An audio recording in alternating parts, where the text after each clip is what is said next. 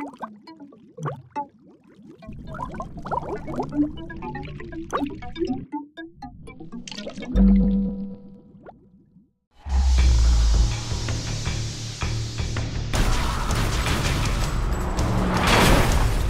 the hell out of here.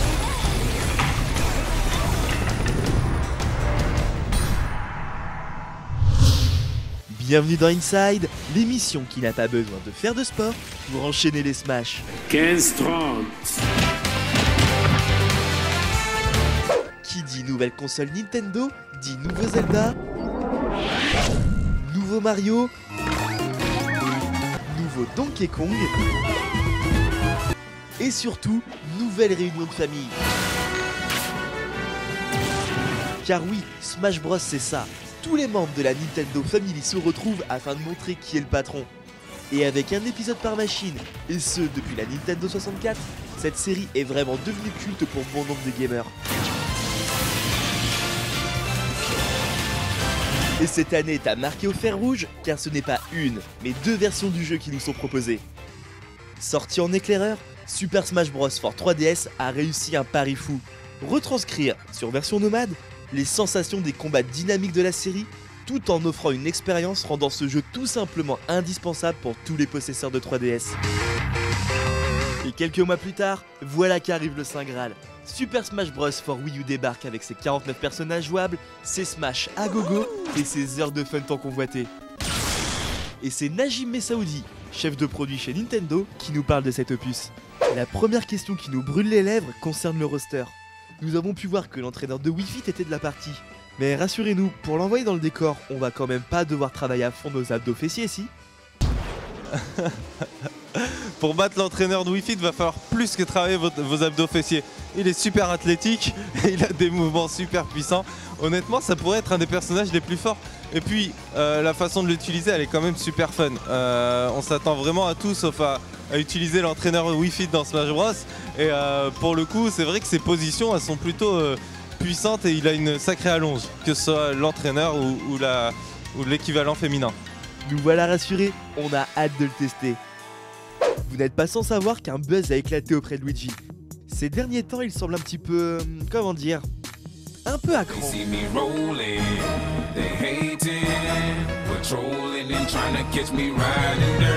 Pour Smash Bros, vous l'avez encore plus énervé ou bien il s'agit? Ah mais dans Smash Bros, Luigi a toujours été vénère, hein. Il veut se battre, que ce soit contre son frère ou aux côtés de son frère. Donc il y aura bien sûr le Death Stare de Luigi. Il y a aussi un truc intéressant dont je ne vous ai pas parlé pour parler plus sérieusement du jeu, c'est que chaque personnage a été recalibré. Donc ils n'auront pas tous forcément exactement la même panoplie de coups ou les mêmes pouvoirs. C'est vrai que par exemple, Pete de Kid Icarus avait tendance à voler très souvent, venir attaquer, faire une sorte de camping. Là, ça sera un petit peu moins le cas. Il sera plus puissant dans ses coups et plus au corps à corps. Mais Luigi, on le retrouve dans Super Smash Bros, toujours aussi vénère que dans Mario Kart. Vous l'aurez compris, vaut mieux être dans le camp de Luigi. Super Smash Bros for Wii U est d'autant plus attendu qu'il amène avec lui un élément clé dans la stratégie Nintendo pour les prochaines années. On parle bien sûr des Amiibo. Pouvez-vous nous parler de ces étranges figurines ?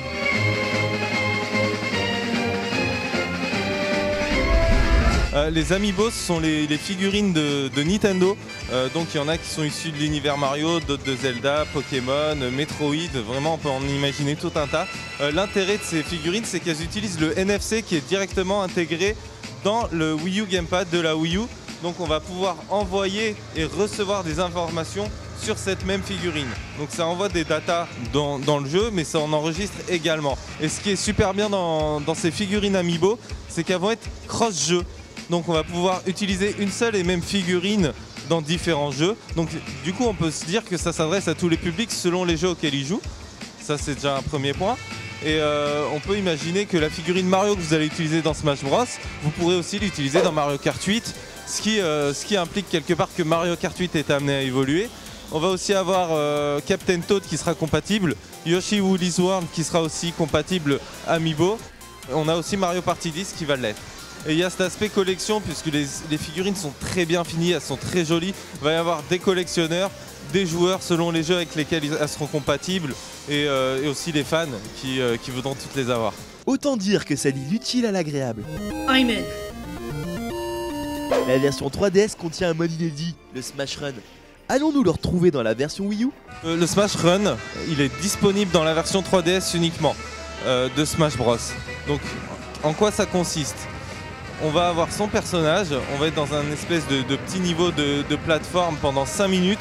On va devoir affronter un maximum d'ennemis issus de plein d'univers de jeux différents, même de jeux éditeurs tiers parfois, avec des ennemis à affronter. Chaque ennemi que vous affrontez va laisser tomber un item, donc un item qui va vous permettre de faire du level up. Et à l'issue de ces 5 minutes, plus vous aurez fait de level up selon les compétences que vous voulez améliorer, la résistance, la force, la vitesse.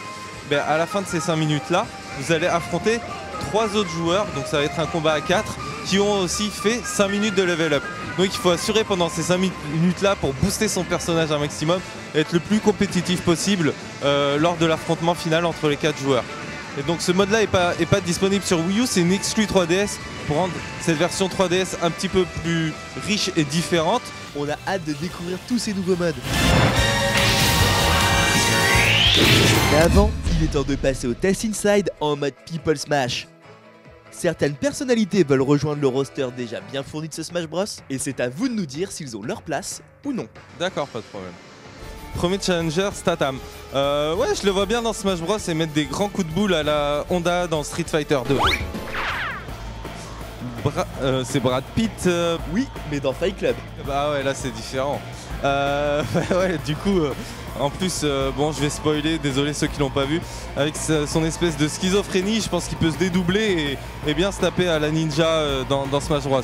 Natalie Portman, voilà, j'ai oublié son nom.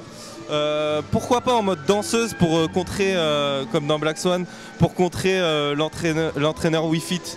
Ça ferait des beaux combats, ça serait assez classe. Waouh. Non, je le vois pas dans Smash Bros.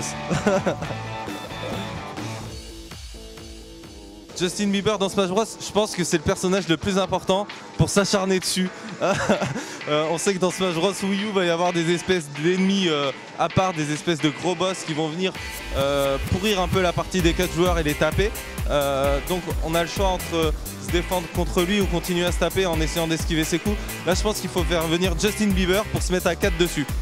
François Hollande, ouais, pourquoi pas, mais il faudrait du coup en mettre d'autres comme Nicolas Sarkozy pour voir des fights entre eux et ça serait pas mal.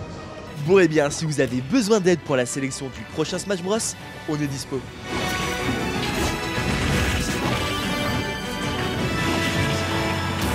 Super Smash Bros for Wii U a tous les atouts en main pour enchanter les possesseurs de Wii U ou encore les accros de la version 3DS. Parce qu'après tout, comme chacun le sait, tous les conflits devraient se régler à coups de Smash Bros.